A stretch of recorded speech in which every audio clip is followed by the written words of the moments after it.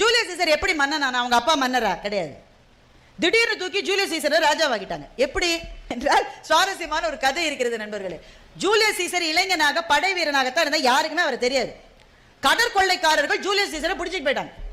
சீசரை கடத்திட்டு போனானே அவன் வந்து ஜூலியஸ் சீசருக்கு ஒரு விலை நிர்ணயித்தான். 20 talent.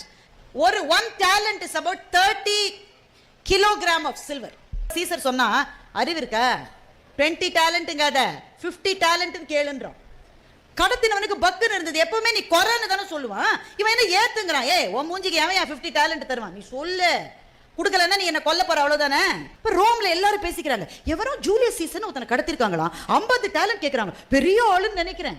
கடைசியில ரொம்ப பெரிய ஆளு, அவனை மீட்கிறதுக்கு நானும் காசு தரேன், நாளைக்கு அவன் பெரிய ஆளானா எனக்கு எதாவது செய்வான், அவன் காசு போட்டு ஜூலியஸ் சீசரை கூட்டிட்டு வந்துட்டான். 3 மாசத்துல ராஜாவாயிட்டான் ஜூலியஸ் சீசர்.